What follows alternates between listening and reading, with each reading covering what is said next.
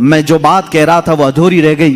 हुजूर पाक सल्लल्लाहु अलैहि वसल्लम ने नौजवानों से कहा तुम में से जिसकी ताकत है वो निकाह करे। हुजूर से पूछा गया किससे निकाह करें, कैसी औरत होनी चाहिए। निकाह से पहले के मामलात, औरत को तलाश करना ये अहम मसला है। जरूर इस चीज में अपना वक्त लगाएं। मैं नहीं कहता कि तलाशना नहीं चाहिए, तलाशें, इसलिए कि वो तुम्हारी नस्ल उससे चलने वाली है, तुम्हारा खानदान उससे आबाद होने वाला है। तो खाली तुम गोरा चट्टा रंग देखने के पीछे न पड़ो, बल्कि पूरे एक घर को चलाने वाली, बल्कि तुम्हारे बच्चों की पहली यूनिवर्सिटी है, पहली दरसगाह है। तुम उस दरसगाह को लाने जा रहे हो तो क्या क्या उसके अंदर क्वालिटी होनी चाहिए वो देखो। लोग खाली फोटो देखकर ये रंग काली है गोरी है, काली है गोरी, इसी पर लगे हो।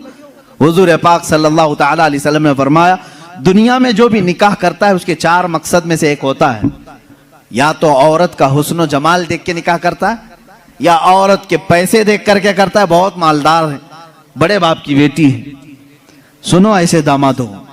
हुजूर सल्लल्लाहु अलैहि वसल्लम ने फरमाया या तीसरा मकसद ये होता है कि बड़े खानदान वाली है, यानी हसब और नसब आला है, हम तो शेख थे वो पठान है, या फिर और किसी बड़े खानदान की है। पहला खूबसूरती, दूसरा पैसा, तीसरा खानदान। हुजूर ने फरमाया चौथा एक मकसद है वो अच्छा है। हुजूर फरमाते हैं या तो फिर उसके अखलाक व किरदार देखकर निकाह करता है, ये 4 में से कोई एक। और रसूल करीम सल्लल्लाहु अलैहि वसल्लम ने हर एक का रिजल्ट भी बताया। जिसने सिर्फ हुस्न और जमाल देखा और कुछ भी नहीं देखा, खूबसूरती देखी, मेरे आका फरमाते अन करीब अल्लाह उसे फितने में मुब्तला करेगा। फितने में मुब्तला क्या, वो खुद अपनी बीवी पर शक करने लग जाएगा चंद दिनों के बाद। खूबसूरत है, पता नहीं कौन देख रहा है मेरी बीवी को, इधर से छुपाओ उधर से छुपाओ, और अगर वो कहीं निकल गई तो शक करने लग जाएगा, किससे बात करके आई, किससे तेरा ताल्लुक है, पूरी जिंदगी जहन्नम बना के रखेगा, फितनों में मुब्तला हो जाएगा। मैं ये नहीं कह रहा कि खूबसूरत लड़की से शादी नहीं करना चाहिए, करो, लेकिन उसके साथ जो देखने का हुक्म है वो भी देखो। खूबसूरत औरतें, खूबसूरत लड़कियां तुम्हारे लिए नुकसानदेह नहीं, अच्छी हैं, लेकिन उसके साथ जो देखने का हुक्म है वो देखना जरूरी। मेरे आका सल्लल्लाहु अलैहि वसल्लम ने दूसरे नंबर पर फरमाया जिसने सिर्फ माल देख करके निकाह किया, बहुत पैसे वाला घर है, निकाह करो इससे, क्योंकि निकाह के साथ गाड़ी घोड़ा सब आएगा। हुजूर पाक सल्लल्लाहु अलैहि वसल्लम फरमाते हैं अन करीब अल्लाह उसे फकीर बना देगा, उसे मोहताज बना देगा। ऐसे दामादों को देखा है हमने, हर एक से कर्जे लेते रहते हैं। हाँ, ससुर से तो मिला ही था लेकिन बरकत कुछ नहीं हुई, फिर इससे 4 इससे 4 उससे 4 कर्जे में ही डूबा है, और ये कर्ज की लानत उसकी खत्म नहीं होती। ढूंढ के देखो ऐसे बहुत दामाद मिलेंगे, या तो फिर वो घर जमाई बनेंगे। तीसरा जो बड़े खानदान को देखा, हुजूर पाक सल्लल्लाहु अलैहि वसल्लम फरमाते हैं अल्लाह उसे रुसवा कर देगा, वो जलील हो जाएगा लोगों में। हाँ, जिसने अखलाक व किरदार देखा, औरत के अच्छे अखलाक व किरदार, उसकी दीनदारी देखा, हुजूर फरमाते हैं अल्लाह उसे दुनिया में भी बरकत देगा, आखिरत में भी बरकत देगा।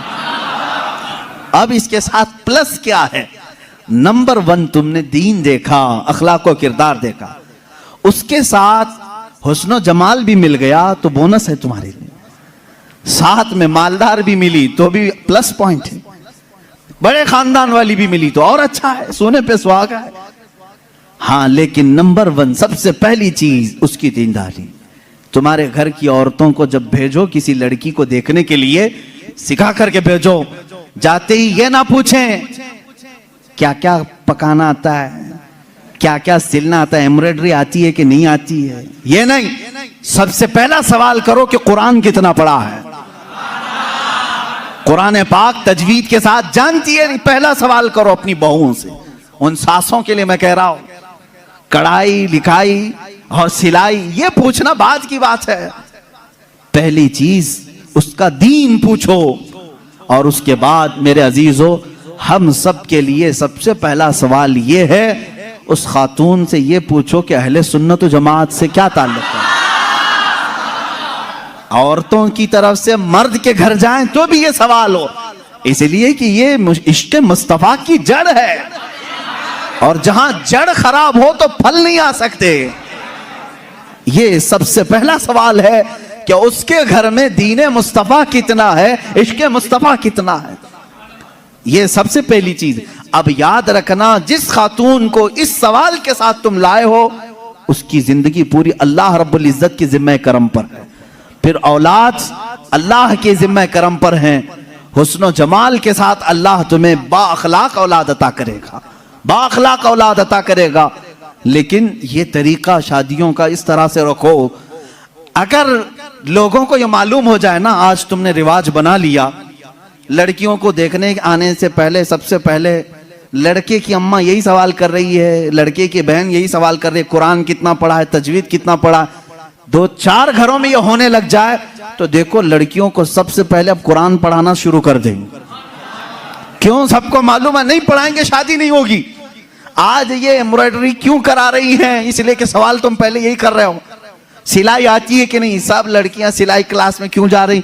देखने वाले आकर के यही पूछ रहे हैं सिलाई कितनी आती, पकाई कितनी आती। इंडोनेशिया का माहौल मैंने देखा, इंडोनेशिया के हमारे बहुत सारे दोस्त हैं, सबसे ज्यादा मेरे ख्याल से हज पे आने वाले इंडोनेशिया लोग, इंडोनेशिया के लोग। क्यों जानते हैं? वहां जो भी लड़की देखने के लिए जाते हैं या लड़के को लड़की वाले देखने आते हैं, पहला सवाल करते हैं हज किया है कि नहीं। हज किया है तो बाप अपनी बेटी देता है, हाजी को दे रहा हूं। और इसी तरह लड़का भी फख्र करता है, मेरे तकरीबन 100 से ज्यादा इंडोनेशी दोस्तों, सबकी औरतें हज्जन है और वो खुद हाजी हैं। कहते हैं हमारे यहाँ शादी से पहले हज करा देते हैं, इसलिए कि इसी बेस पर शादी होती। ये कितनी अच्छी चीज है कि दीन का सवाल हो रहा है, दीन पूछा जा रहा है।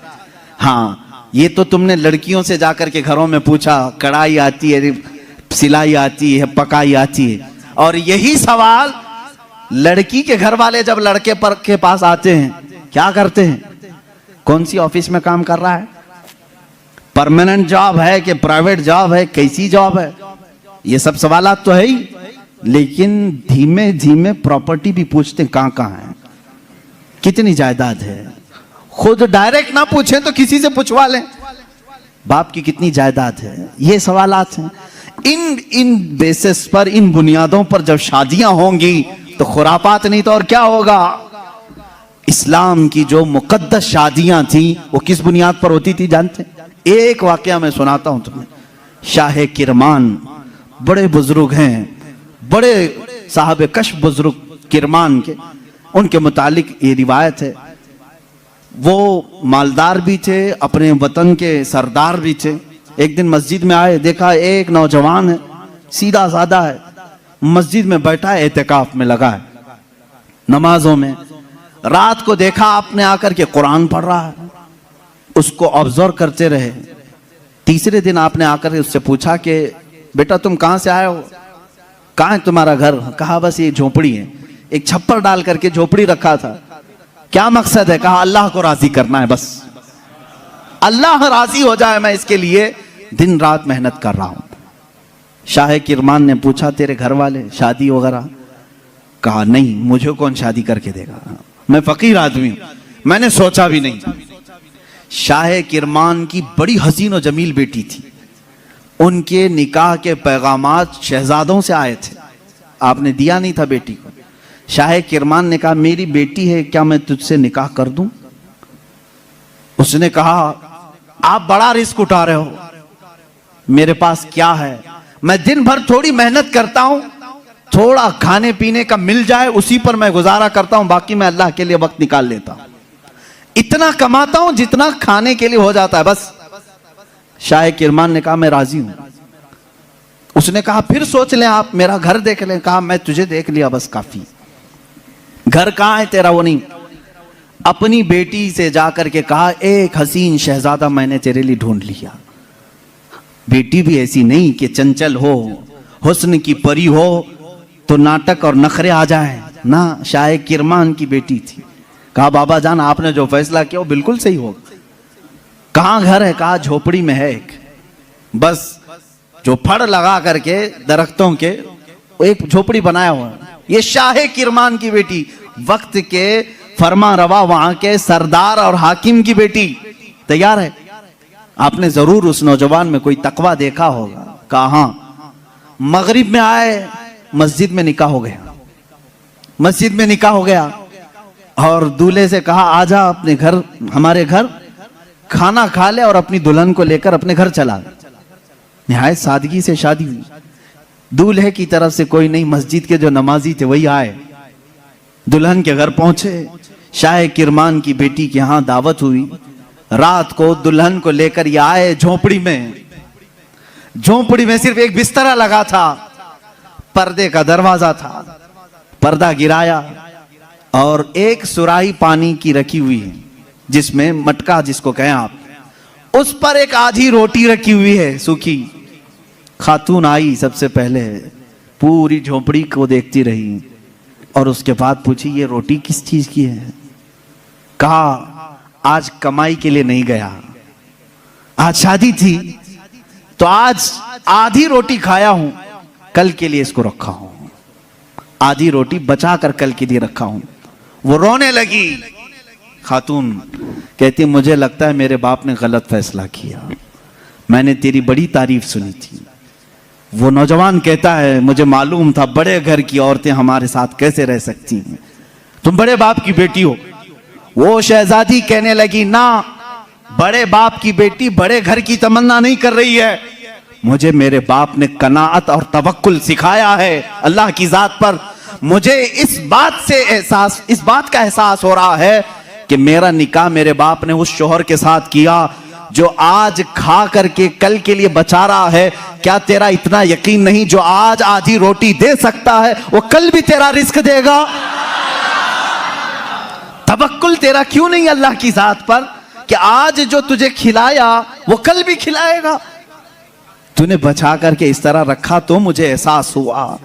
मेरे अजीजों, ये है वो इस्लामी शादियां, नौजवान इतना परहेजगार कि आई हुई खातून उससे बड़ी परहेजगार, उससे बड़ी मुतवक्किला, अल्लाह की जात पर यकीन रखने वाली। यहां सारी चीजें मैंने इसलिए सुनाए नौजवानों, जिंदगी सिर्फ हंसी खुशी खेल कूद पिकनिक सैर सपाटे के नाम नहीं, एक दूसरे की जिंदगियों में उतर जाने का नाम है, एक बहुत ही एतमाद के रिश्ते का नाम है। दोनों के दरमियान इतना